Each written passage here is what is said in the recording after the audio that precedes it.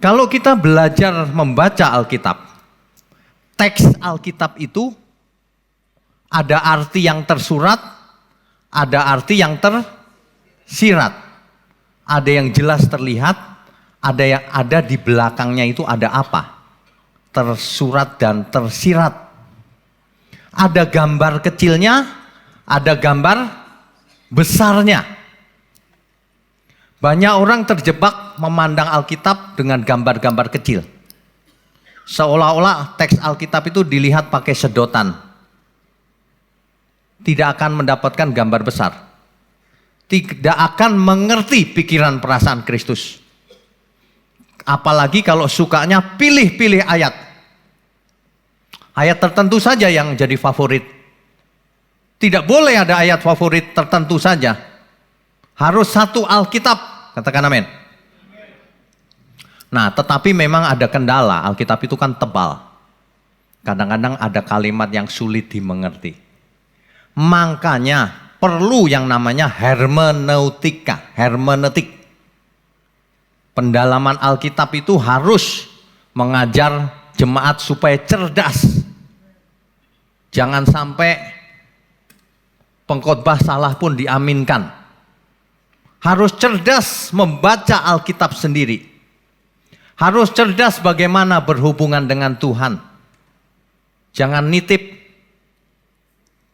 Makanya harus ada yang bisa menjelaskannya dengan benar.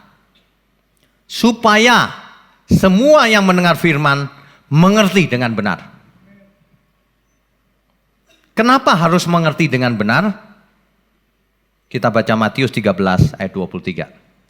Yang ditaburkan di tanah yang baik ialah orang yang mendengar firman itu dan mengerti, dan karena itu ia berbuah. Ada yang 100 kali lipat, ada yang 60 kali lipat, ada yang 30 kali lipat. Iya. Kenapa firman harus dimengerti dengan benar? Supaya hidup orang itu berbuah-buah. Ada yang 100 kali lipat. 60, 30. Bayangkan kalau seseorang berbuah hidupnya 100 kali lipat. Itu menggambarkan perubahan yang sangat luar biasa. Itu bukan dompetnya yang berkali-kali lipat.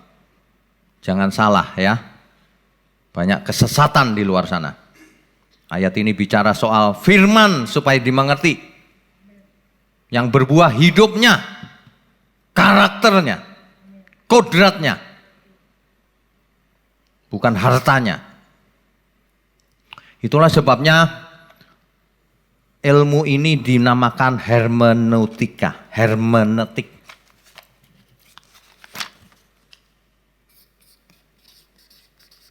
Hermeneutik. Hermeneutika.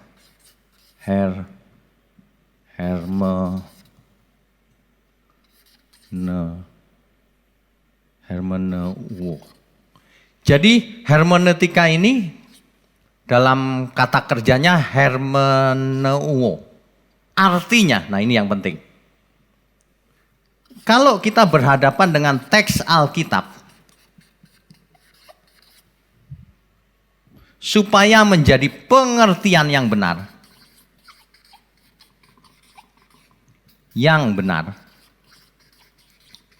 dibutuhkan suatu proses. Tidak bisa orang membaca terus suka-suka sendiri. Oh, yang diberkati itu rumahku. Enggak bisa. Baca yang dimaksud teks Alkitab apa? Suatu firman itu. Hermeneuo. Itu artinya. Explain. To explain. Apa artinya? Menjelaskan. To interpret. Menginterpretasikan. Mengartikan. Kadang-kadang to translate. Menerjemahkan. Teks ini menjadi suatu pengertian. Sehingga orang yang membacanya mengalami pencerahan. Sebab pesan dari Alkitab ini pesan dari surga. Ada amin? Tidak boleh sembarangan. Nah, kalau proses hermeneuonya ini benar, maka kita dapat mengerti dengan benar juga. Kunci daripada manusia kalau mau berubah itu firman. Dan kuncinya adalah pengertian yang benar. Kalau orang baca firman sembarangan, 50 kali, 100 kali baca Alkitab, tetapi tidak mengerti atau mengerti salah, sia-sia.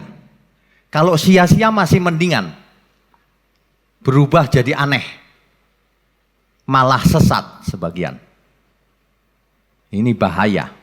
Firman bisa menyesatkan kalau diartikan dengan salah. Ya. Di Alkitab ada satu kisah.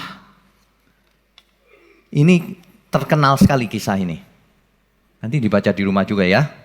Kisah Rasul pasal 8 ayat 26 sampai 40. Di kisah para rasul 8 ayat 26 sampai 40 ini, di situ dikisahkan bahwa Filipus diutus oleh malaikat Tuhan, diutus Tuhan melalui malaikatnya, supaya ketemu dengan sida-sida dari Ethiopia. Kenapa? Rupanya sida-sida ini membaca teks Alkitab, yaitu teks Yesaya. Tapi sida-sida ini tidak mengerti. Coba kita baca kisah 8 ayat 32 dan 33. Nas yang dibacanya itu berbunyi seperti berikut. Seperti seekor domba, ia dibawa ke pembantaian, dan seperti anak domba yang keluh di depan orang yang menggunting bulunya, demikianlah ia tidak membuka mulutnya. 33. Dalam kehinaannya berlangsunglah hukumannya. Siapakah yang akan menceritakan asal-usulnya? Sebab nyawanya diambil dari bumi. Sida-sida dari Ethiopia ini membaca teks Yesaya. Yesaya 53 ayat 7 dan 8 itu ini tadi. Yang ditulis di kisah 8 ayat 32 dan 33. Dibaca teks Yesaya. Dan sida-sida ini tidak mengerti apa sih maksudnya. Filipus bertanya sama sida-sida ini, mengertikah kamu? Aku tidak mengerti. Bagaimana aku bisa mengerti kalau tidak ada yang menjelaskannya? Makanya Bapak Ibu semua harus bisa menjelaskan firman Tuhan yang benar kepada banyak orang. Sebab banyak orang sudah menjadi Kristen, membaca Alkitab salah mengerti. Karena diajar salah selama ini. Dijelaskan. Jadilah pembicara-pembicaranya Tuhan. Kemanapun kita pergi. Amin. Harus. Meskipun bukan pendeta. Enggak apa-apa jadi pembicaranya Tuhan. Dalam banyak hal pasti bisa. Jadi, lalu Filipus ini menjelaskan. Artinya itu, yang dimaksud Yesaya itu, seperti domba keluh dibawa ke pembantaian, itu Kristus. Itu metafora daripada Kristus. Figuratif daripada gambaran Kristus. Lalu singkat cerita sida-sida dari Ethiopia ini minta baptis. Bertobat. Karena mengerti yang dimaksud firman Tuhan. Kalau orang tidak mengerti bagaimana bisa bertobat? Banyak orang ngomong ikut Yesus. Tapi nggak bisa menjelaskan dan hidupnya nggak jadi saksi. Malah jadi sandungan. Banyak orang tidak bertobat. Dunia gelap, butuh garam dan terang. Itulah sebabnya Tuhan berkata jadilah garam dan terang dunia. Jangan sia-siakan hidup kita. Kita semua yang di sini harus jadi garam dan terang. Amin ya. Hidup cuma sekali. Yesus sendiri menjelaskan kebenaran ini sejak awal. Dari kitab Kejadian sampai kitab Wahyu. Tuhan Yesus menjelaskan bahwa Bapa mengutus aku. Dan sama seperti Bapa mengutus aku mengutus kamu semua, mengutus kita semua. Itu kebenaran. Itu jangan pernah ditawar. Hermeneutik model apapun ilmu tafsir, kalau ujungnya bukan pada Kristus, pasti salah. Kalau ujungnya apalagi pada diri sendiri, kiranya aku menjadi kaya, sesat. Sebab Tuhan tidak pernah ngomong begitu. Ada amin? Banyak sekali itu yang begitu. Kiranya aku diberkati, menjadi tuan tanah, kaya raya di bumi. Gak ada itu Kristus ngomong begitu. Meskipun ada ayatnya, kalau Tuhan yang ngomong gak begitu. Artinya ayat itu sudah tidak berlaku. Artinya ayat itu sudah digantikan oleh yang baru. Contoh, perjanjian sunat antara Allah dan Abraham. Alkitab mencatat perjanjian menjadi perjanjian yang kekal selamanya. Tapi itu pun dibatalkan akhirnya. Yang penting bukan sunat fisik, tapi sunat hati. Perhatikan, kalau belajar itu yang up to date, yang sempurna, yang terakhir. Perjanjian itu yang paling berlaku adalah yang terakhir. Makanya kita mesti belajar dengan benar. Banyak sekali ajaran-ajaran yang tidak didasarkan pada Kristus. Ketinggalan di perjanjian lama. Kita harus mulai sekarang harus cerdas. Kalau baca Alkitab itu harus pakai pikiran yang besar. Gambar besar. Tuhan maunya apa ya? Jangan gambar kecil. Jangan di level ayat berpikirnya itu. Berpikirnya harus di level Alkitab. Ada amin nggak? Banyak orang mikirnya di level ada ayatnya Pak. Itu ayatiah. Mikirnya apakah Alkitab keseluruhannya, akhirnya bagaimana? Kesimpulannya bagaimana? Jangan ada ayatnya Pak. Ayatiah.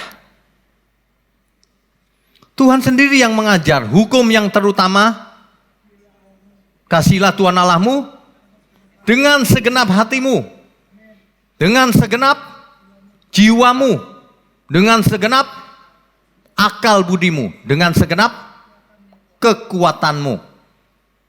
Kalau mau diteruskan, dengan segenap yang ada pada kita.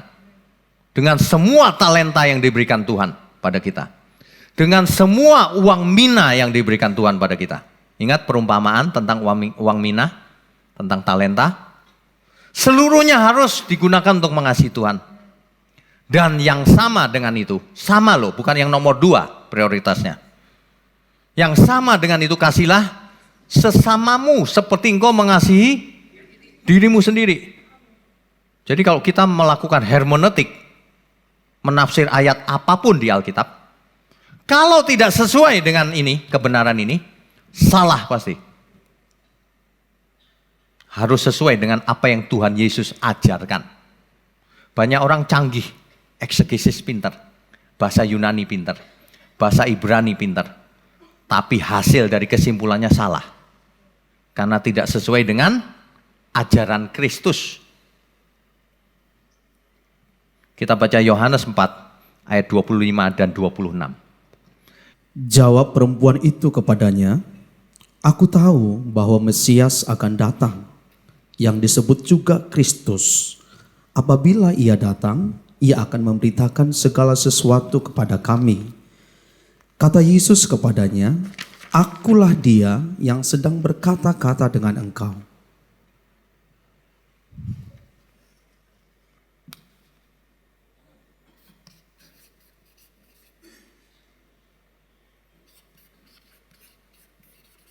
Kebenaran akan dijelaskan menjadi pengertian. Perempuan ini tahu bahwa kalau Mesias datang, ia akan menjelaskan. Menjelaskan apa? Kebenaran, seluruh kebenaran. Jadi yang menjelaskan adalah Mesias. Aku tahu sih nanti kalau Mesias datang, ia akan menjelaskan semuanya kepada kami. Gitu kan? Perempuan ini di pinggir sumur Yakub, perempuan Samaria ini. Lalu apa kata Tuhan Yesus? Akulah dia yang sedang berkata-kata dengan kamu. Akulah dia. Ini Yohanes 4 ayat 25 sampai 26. Akulah dia, Mesias yang akan menjelaskan kebenaran dan implementasinya tentu saja. Dan penerapannya dan prakteknya, bukan cuma teori, penggenapannya oleh Kristus, Mesias. Akulah Mesias, kata Tuhan Yesus. Akulah dia. Jadi kalau ada orang ngomong, di Alkitab mana ada Yesus ngaku dirinya Tuhan atau Mesias, dia nggak baca kalimat ini, buta huruf dia. Padahal Tuhan Yesus jelas sekali, akulah dia yang dimaksud Alkitab itu, kitab suci itu. Mestinya perempuan ini, wah mantap ya. Berarti Yesus akan menjelaskan semuanya. Tadinya banyak yang gak jelas. Mesias datang untuk menjelaskan. Menjelaskan dipakai kata ananggelo dalam teks aslinya. Menjelaskan supaya orang mengerti. Mengerti. Itulah aku, seolah-olah begitu. Akulah dia. Ini kata-kata akulah dia ini diambil dari Yesaya. Yesaya 52 ayat 6. Sebab itu umatku akan mengenal namaku, dan pada waktu itu mereka akan mengerti bahwa akulah dia yang berbicara, ya aku. Ya, akulah dia.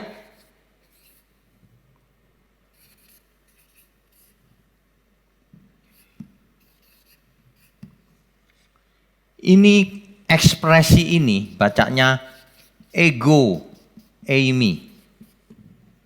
Ego eimi. Akulah dia. Sepanjang sejarah dunia tidak ada yang pernah berani ngomong akulah dia. Ekspresi ego eimi ini tidak pernah ada nabi siapapun manusia di dunia ini yang pernah ngomong ego eimi kecuali Yesus.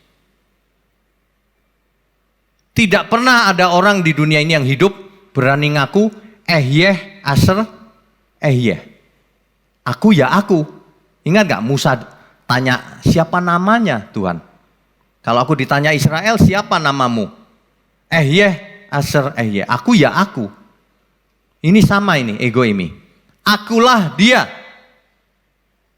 Sebab kalau kamu tidak percaya bahwa akulah dia, kamu akan mati binasa dalam dosamu. Kalau ada orang yang menolak Yesus, dia akan binasa. Pasti. Dan kebinasaannya dimulai hari ini, gak tunggu mati. Lihat kualitas hidupnya. Orang yang menolak Yesus. Seperti orang mati, gak punya nurani. Seperti setan sudah. Cara berpikirnya, perasaannya, semuanya sudah rusak. Orang yang menolak Yesus. Ada amin? Kita beri kemuliaan untuk Tuhan. Matius 13 ayat 17. Sebab aku berkata kepadamu, sesungguhnya banyak nabi dan orang benar ingin melihat apa yang kamu lihat, tetapi tidak melihatnya, dan ingin mendengar apa yang kamu dengar, tetapi tidak mendengarnya. Iya, banyak orang benar, raja, nabi, kalau mau diteruskan para filsuf, ingin mendengar yang kamu dengar, ingin melihat yang kamu lihat. Mereka nggak lihat. Kenapa?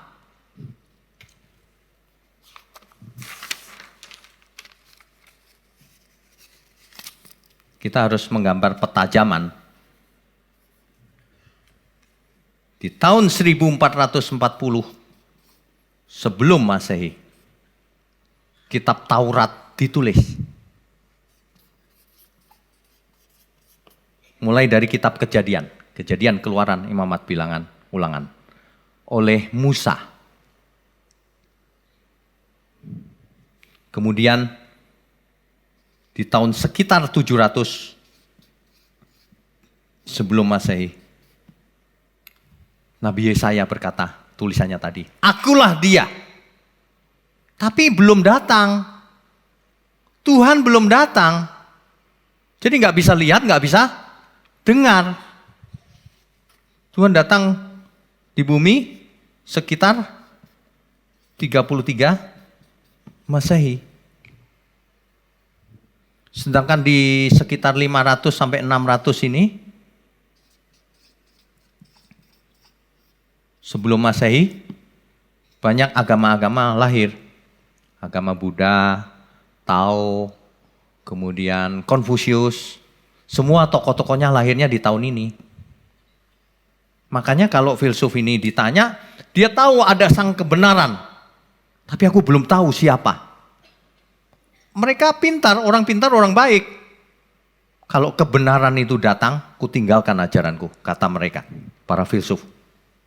Dia tahu ada yang hebat nih. Enggak cuma ajaran moral begini. Makanya Tuhan berdiri di Israel, banyak orang benar ingin mendengar yang kamu dengar. Banyak nabi, raja ingin mendengar yang kamu dengar. Mereka nggak bisa dengar, nggak bisa lihat. Karena zamannya beda. Amin ya. Tapi kita sekarang zamannya ada di sini. 2019. 2000 tahun sudah berlalu sejak Tuhan Yesus bicara, berkata ini. Banyak orang ingin dengar, ingin lihat. Jadi kalau kita hidup zaman sekarang, alangkah beruntungnya kita semua. Ada amin nggak? Jadi kalau ada orang yang tidak mau belajar sama Kristus, ayat-ayat perjanjian baru dihindari, perkataan Kristus dihindari, orang bodoh. Karena orang benar, orang pandai, orang cerdas, orang baik, ingin mendengar yang Tuhan ajarkan. Mau belajar benar. Yang ditunggu-tunggu itu Mesias. Juru selamat dunia. Ketika datang kamu hindari ayat-ayatnya. Karena mau dengar yang enak-enak. Melakukan hermeneutik jangan cuma ayat jadi menafsir Alkitab itu. Jangan berpikir cuma ada ayatnya Pak. Mesti dibaca lengkap. Lalu baru disimpulkan. Amin ya? Amin? Mestinya begitu. Gambar besar Alkitab atau firman Tuhan itu tidak ada yang lain. Perjanjian lama maupun perjanjian baru memuncak pada Kristus. Jadi kalau kita baca ayat perjanjian lama, kalau itu tidak ada hubungan dengan Kristus, percuma. Tapi kalau itu ada hubungan dengan Kristus, baru muncul artinya yang sebenarnya.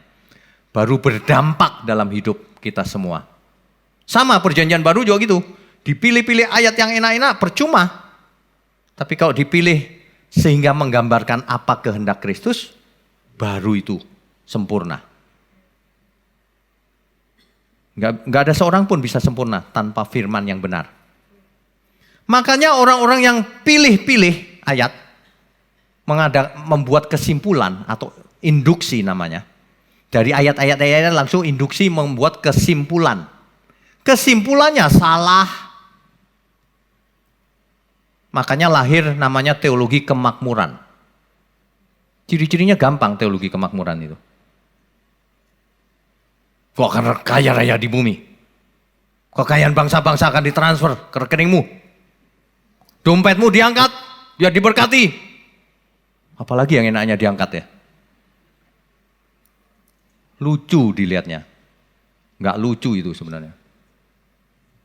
Ngomong seenaknya sendiri. Kalau teologi kemakmuran kita nggak usah belajar Alkitab. Saya bisa loh ngarang sebentar aja teologi kemakmuran. Saudara kalau menghadap di timur, di sana ada berkat. Ke barat tetap berkat saudara. Ke depan berkat juga. Ke belakang double berkat. Oh, saya ngawur-ngawur aja kan bisa kan? Ngawur itu namanya. Meskipun enak didengar. Ngerti maksudnya ya? Obat itu pahit tapi menyembuhkan. Gula itu manis tapi bikin diabetes. Kalau rohani diabetes, aduh parah udah. Ya. Ada lagi yang melahirkan teologi hyper grace. Karena suka satu ayat, dia bilang, oleh bilurnya kamu sudah sembuh, sudah selamat. Enggak karuan gitu ngomongnya. Jadi kalau kamu berbuat dosa jangan khawatir, sudah diampuni. Besok buat dosa lagi, nggak apa-apa, sudah diampuni lagi. Jadi orang tidak ditekankan hidup kudus. Apa saja sudah diampuni pokoknya. Hyper grace, kau sudah selamat. Keselamatan versi murahan itu. Teologi keselamatan ada yang murahan juga itu. Biarpun kau nggak berusaha, kau selamat. Nggak berusaha hidup kudus bisa selamat katanya. Karena keselamatan bukan karena perbuatan baik. Hermeneutika yang tidak berpusat pada Kristus salah pasti. Kristus ngomong apa? Tuhan Yesus. Kalau kamu, karaktermu, hidupmu tidak lebih benar dari orang Farisi, ahli Taurat, kamu nggak masuk surga. Itu jelas loh ngomongnya Tuhan Yesus. Kamu nggak masuk surga kalau di kayu sunemu tidak melebihi orang Farisi, ahli Taurat, kamu nggak bakal masuk surga bro. Sorry ya, enak aja, surga-surga murahan jadinya. Kristus mati di kayu salib supaya kita semua seperti dia. Katakan amin. Semua ayat mulai hari ini kalau dibaca, di perjanjian lama maupun perjanjian baru, harus ditundukkan pada kehendak Kristus. Apa ya dampaknya dalam hidupku? Ayat itu. Kalau ayat itu dampaknya nggak ada, jangan-jangan sudah diperbaharui. Zaman dulu di zamannya Tuhan Yesus, kalau makan harus cuci tangan. Murid-murid Tuhan Yesus nggak cuci tangan. Ditanya Tuhan, kenapa muridmu nggak cuci tangan? Najis kan? Barulah Tuhan jelaskan arti yang lebih dalamnya. Kalau luarnya kotor, masih nggak apa-apa. Tapi kalau hatinya yang kotor, najis, haram, itu binasa. Itu loh maksudnya. Banyak orang ribut dengan makannya harus halal. Pikirannya haram. Ke neraka dia.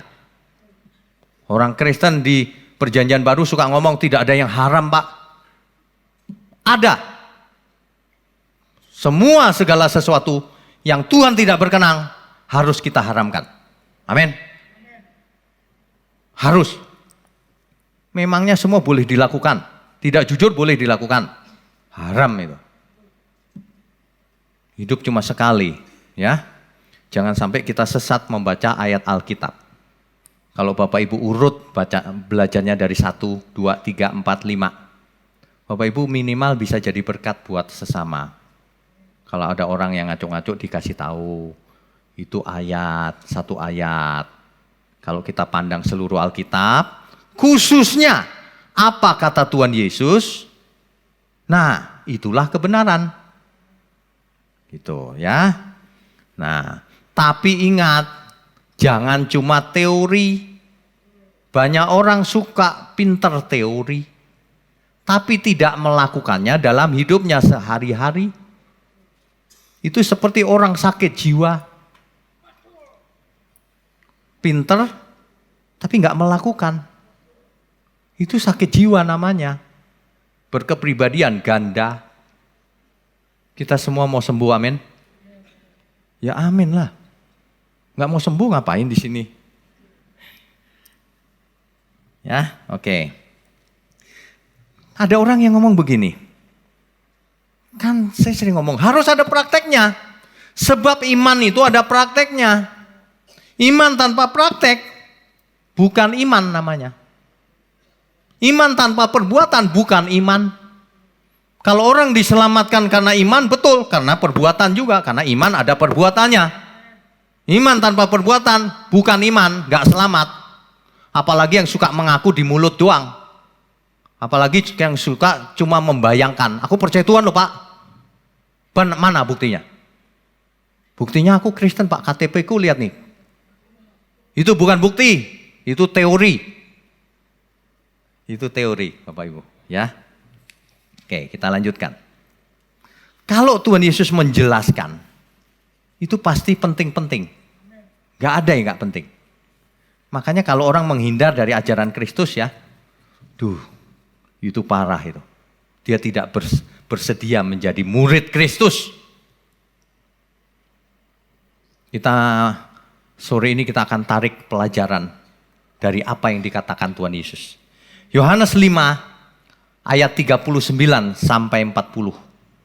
Kamu menyelidiki kitab-kitab suci sebab kamu menyangka bahwa olehnya kamu mempunyai hidup yang kekal.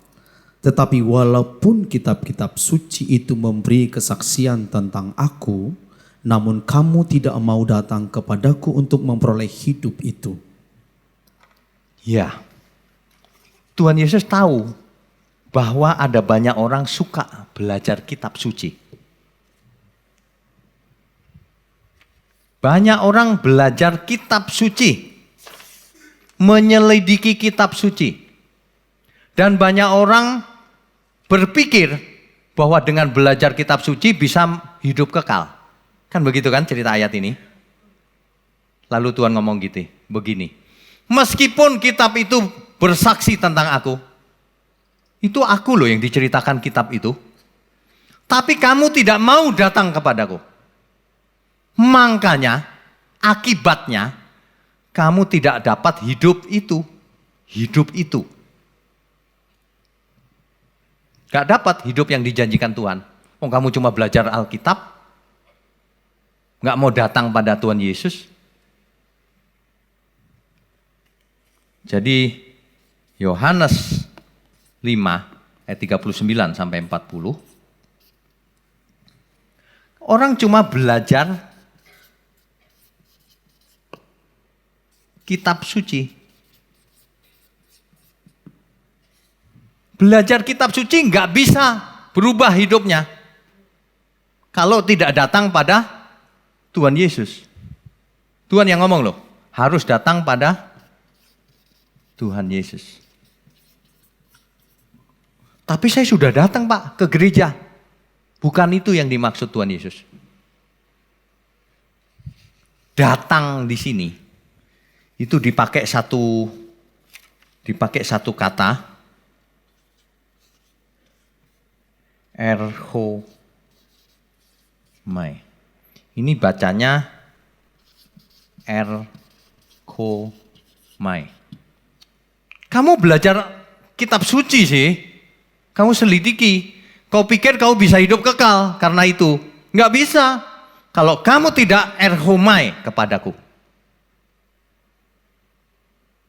Kalau kamu tidak datang kepadaku. Makanya kamu nggak datang padaku, nggak dapat hidup yang dijanjikan itu. Nah, erchomai ini artinya come, enter, grow, datang. Oke, kamu sudah datang ke gereja, oke.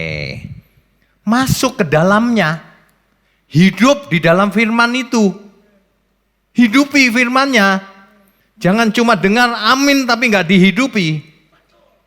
Dihidupi dan terakhir harus bertumbuh di dalamnya. Jangan dari dulu jadi bonsai terus. Nggak menjadi dewasa. Harus bertumbuh supaya menjadi dewasa. Itulah yang diinginkan Tuhan Yesus. Banyak orang jadi kanak-kanak terus dari dulu. Maunya permen. Maunya diberkati, nggak mau kerja buat Tuhan. Maunya diberkati, hartanya, tapi pelit sama sesama. Pelit sama pekerjaan Tuhan, sama saudara aja pelit. Makanya kamu nggak bisa hidup seperti yang dijanjikan Tuhan. Kalau mau hidup berkualitas seperti yang Tuhan janjikan, harus datang, masuk, dan akhirnya bertumbuh di dalamnya. Itu kalau di dalam kalimat lain, kalau kamu tetap di dalam firman-Ku, kamu adalah benar-benar murid-Ku, belajar. Tetap di dalam firman itu maksudnya hidup sehari-harinya di dalam firman terus, bukan hari Minggu tok. Kamu benar-benar murid-Ku dan kamu akan mengerti kebenaran. Dan kebenaran itu akan memerdekakan kamu. Oleh bilur-bilurnya kamu sudah sembuh. Sembuh dari kesesatan. Ayat ini itu hanya berlaku bagi kita. Kita siapa? Yang telah mati terhadap dosa. Yang hidup untuk kebenaran. Kan semuanya paralel dengan ini. Kalau semua ayat tidak paralel dengan maksud Tuhan Yesus, pasti salah tafsirnya. Hermeneutik itu bukunya tebal. Kalau dibaca, satu halaman udah tidur kali. Karena ruwet, banyak orang tidak tertarik. Tapi kalau pendalaman Alkitab kita harus ibarat masakan itu dimasak yang enak. Supaya jangan 5 menit pertama saya ngomong langsung ngantuk. Waduh, langsung tidur di gereja. Ya, oke. Nah, jika gambar besarnya kita sudah mengerti, untuk apa sih Tuhan Yesus datang ke dunia ini? Apa sih yang Tuhan kehendaki dalam hidup kita? Gambar besarnya sudah ditangkap. Maka kita bisa mengambil kesimpulan dari ayat-ayat yang kecil-kecil dengan benar. Ini prosesnya kebalikan dari tadi. Tadi itu induksi, dari ayat-ayat bikin kesimpulan. Sekarang kebalik, karena sudah mengerti gambar besar, kita baca ayat satu persatu menjadi benar. Kalau orang sudah mendapatkan gambar besar, barulah bisa pilih-pilih ayat. Pilihnya pasti benar. Karena proses deduksi namanya. Deduksi pasti benar. Makanya orang yang mengerti kebenaran bisa melakukan deduksi. Pilih ayat yang inti-inti. Yang benar-benar. Dan yang sulit dimengerti pun jadi mengerti kita. Itu sebabnya Bapak Ibu yang mengerti kebenaran jangan heran. Kok aku bisa jawab ya sekarang kalau ditanya orang ya? Itu dia. Mulai mengerti kebenaran. Bukan gini, aku mulai hafal ayat. Bukan. Hafal itu nggak ngerti. Ada orang yang dari kecil sampai besar hafal doa. Ditanya apa artinya? Nggak ngerti. Buat apa? Hafal tapi nggak ngerti. Yang penting ngerti, bukan hafal. Ya. Contoh, nah, kalau pakai contoh lebih enak ya. Yohanes 10 ayat 10. Pencuri datang hanya untuk mencuri dan membunuh dan membinasakan. Aku datang supaya mereka mempunyai hidup dan mempunyainya dalam segala kelimpahan. Ya. Aku datang memberi hidup supaya mereka mempunyai hidup dalam kelimpahan. Kata kelimpahan. Kata kelimpahan ini teks aslinya perison. Perison itu diambil dari kata perisos. Akar katanya itu perisos. Perisos. Banyak sekali orang kalau baca ayat ini langsung hidup berkelimpahan. Yes. Kaya kan Pak? Ayatnya yang ngomong Tuhan Yesus loh. Itu kaya raya loh. Hidup berkelimpahan apa artinya kalau nggak kaya raya? Masa miskin?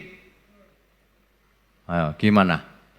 Kalau orang tidak dapat gambar besarnya, dia lakukan tarik kesimpulan yang salah. Yaitu tadi, kekayaan akhirnya.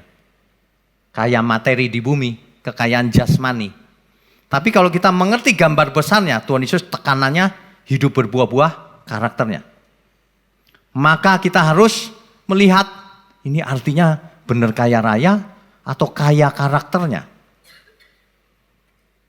Perisos ini, kalau kita lihat kamus leksikon, artinya ada dua. Very high in quantity. Apa artinya? Kuantitasnya, jumlahnya banyak. Aku datang memberi hidup, hidup yang banyak. Banyak kepunyaannya. Banyak materinya. Gitu. Arti kedua di leksikon, very high in quality. Aku datang supaya hidupmu berkualitas tinggi. Berkualitas di pandangan Tuhan. Udah pasti. Yang mana yang benar? Orang yang banyak orang nanti jawabnya gini Bu. Dua-duanya aja Pak enak. Kalau kita tahu gambar besarnya, Tuhan tidak pernah menekankan kuantitas. Tuhan pokoknya, intinya adalah kualitas. Hidup yang seperti Kristus itu kualitasnya. Makanya meskipun orang ngotot itu maksudnya quantity, dia nggak melihat fakta. Kebenaran itu sesuai fakta. Murid-murid Tuhan Yesus kaya raya nggak? Tidak, bahkan mati mengenaskan dalam ukuran dunia. Bapak-bapak gereja kaya raya nggak? Tidak, banyak yang menjadi biarawan. Hidup miskin sampai hari tuanya. Iya kan? Meskipun Tuhan Yesus tidak anti kekayaan. Bukan anti loh. Karena ada ayatnya. Ikatlah persahabatan dengan, nanti ada yang jawab dengan mamon lagi. Dengan mempergunakan mamon. Pakai mamon ikatlah persahabatan. Persahabatan dengan siapa? Dengan Tuhan. Kenapa pakai mamon? Mamon ini hanya alat. Cuma alat. Harus dipakai selagi kita hidup. Kita mati sudah nggak bisa dipakai. Mamon yang tidak jujur itu begitu. Ya.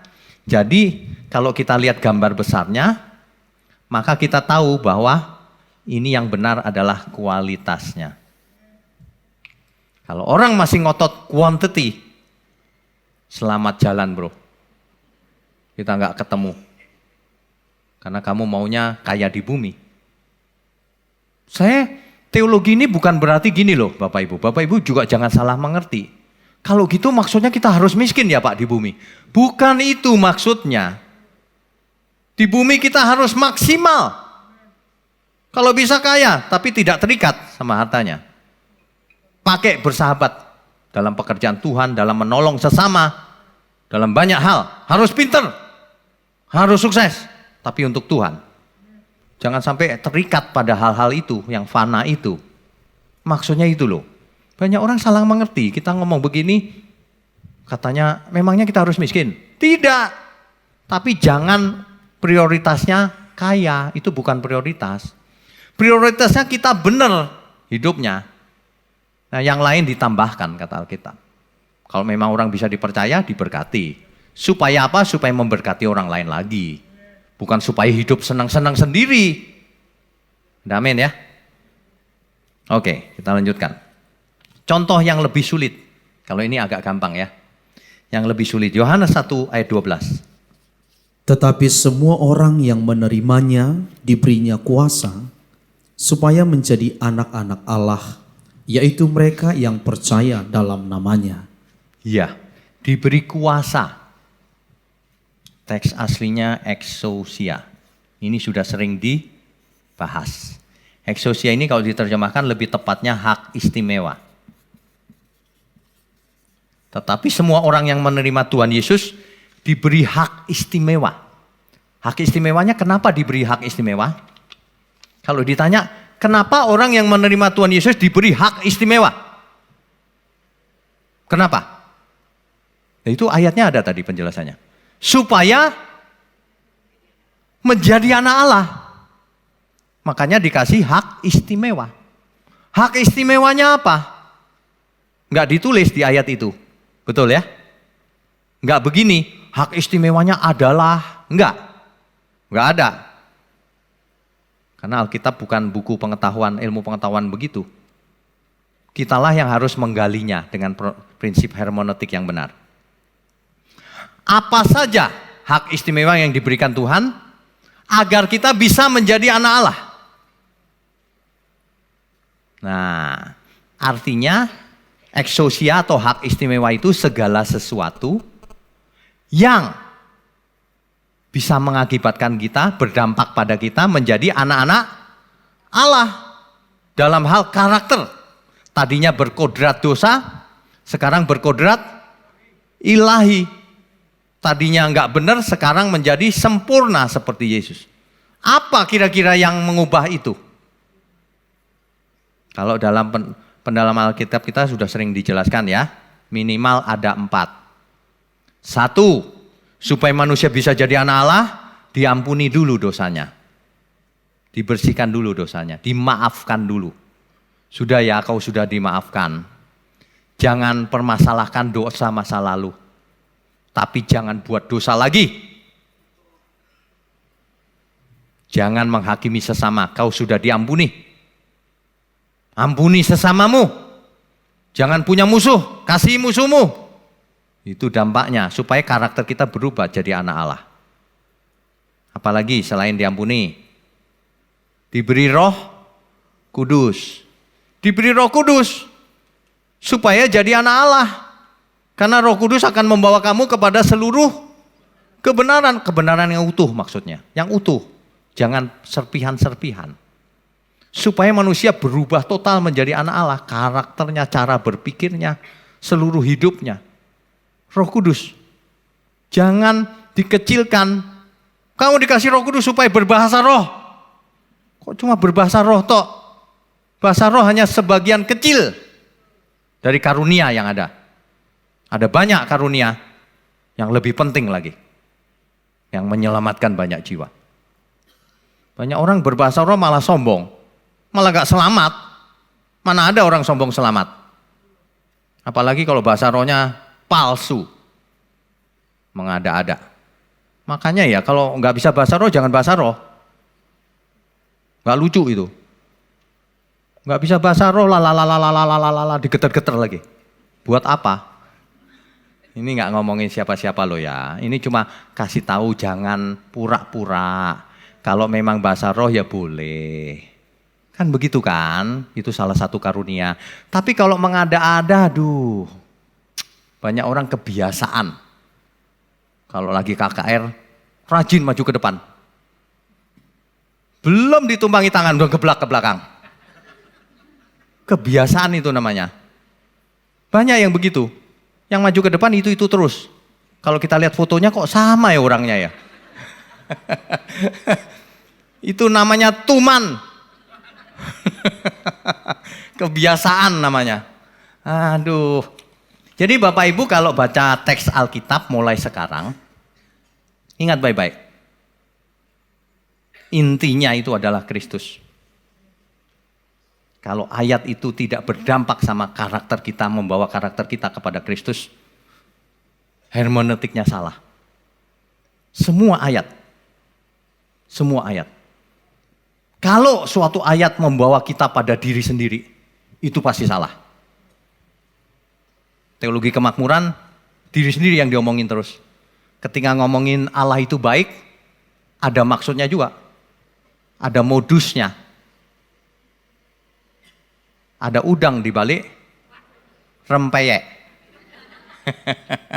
Iya, Allah itu baik, Allah itu baik.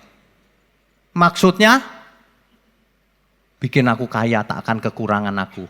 Oh, ada modusnya selalu. Salah. Semua harus diartikan untuk kemuliaan Tuhan. Katakan amin. Itu baru benar. Nanti mulai sekarang ya, nanti kau pulang dari sini, baca Alkitab, coba dengan pikiran yang benar. Nanti jadi jelas semua ayat. Jadi jelas. Iya, jadi jelas. Ingat ya tadi ya, kita sudah baca ayatnya tadi. Mana tadi? Ini dia. Herhomai. Hak istimewa, jangan disia-siakan. Kalau kita baca Alkitab, ya itu tadi. Jangan salah lagi mulai sekarang. Ya, hermeneutik yang benar. Kristus oriented yang pertama. Fokusnya, baik perjanjian lama maupun perjanjian baru, Kristus fokusnya. Apanya? Cara hidupnya. Apanya? Cara berpikirnya Kristus. Apalagi? Cara berperasaannya Kristus. Apalagi?